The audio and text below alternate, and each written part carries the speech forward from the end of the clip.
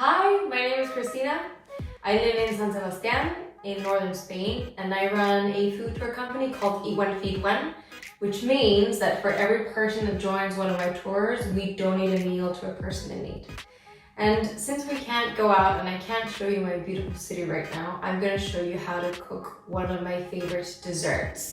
It's called torrija. It's very similar to bread and butter pudding or French toast, and you can have it throughout the whole country. And if you come to San Sebastian, you can try it in one of my tours, my sweet store. I'm going to show you a version that I like, but there's a lot of different ways that you can make it. So torrija is a dessert that is traditionally from Easter time. Before they used to make it out of stale bread, day-old baguette, it was a way of using up leftover bread. We're going to use brioche bread.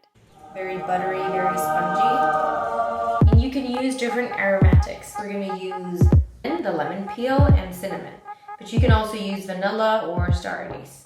We're going to add some sugar. We're going to soak the bread in heavy cream and milk. You can experiment with different nuts like coconut or oat milk. To finish it off, we're going to fry it with butter and caramelize it with some sugar.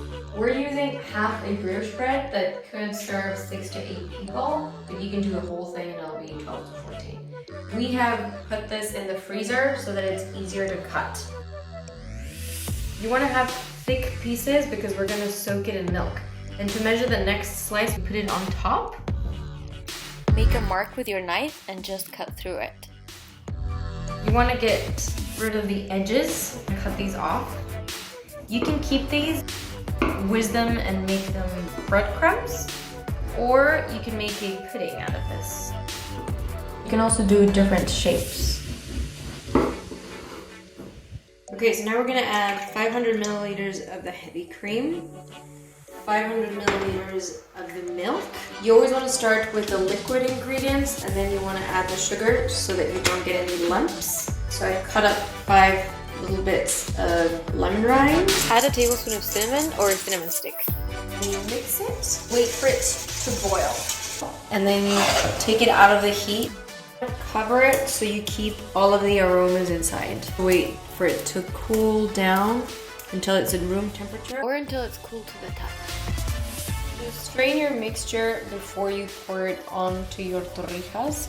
Depending on the kind of brioche that you have, if it's more spongy, then it'll probably need less time to soak. If it's more dense, then it'll need more time. We did 2 hours per side.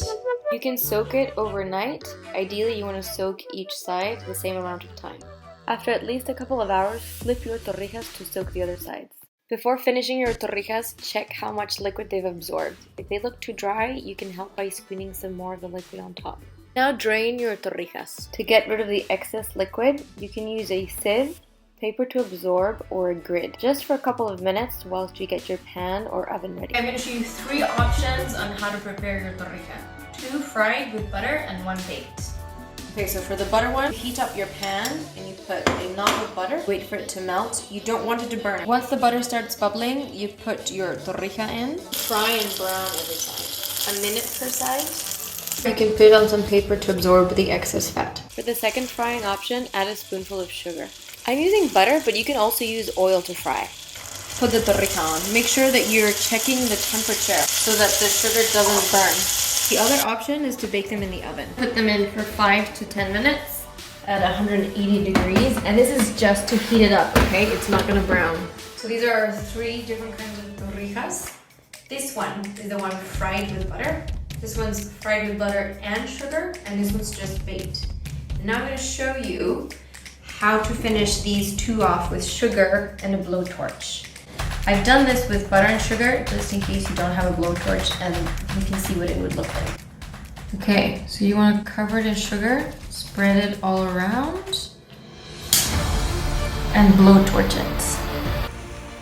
You want to caramelize the outside because it makes an amazing contrast with a spongy, soft, creamy inside.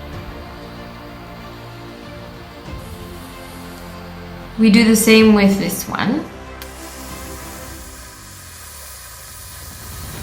I'm going to show you how to plate my favorite one, the fried with butter and blowtorched with sugar on top.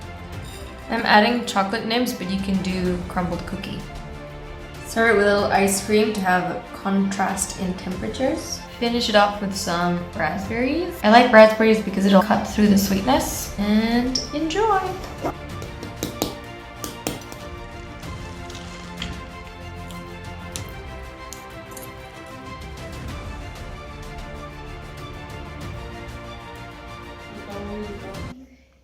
To pair this dessert, during my tours, I usually offer people to serve it with a sparkling glass of cava or a sparkling chocolate. These bubbles are always festive and it's nice for it to cut through the sweetness. I hope you enjoyed this video. I hope you feel inspired to make this at home, and happy Easter!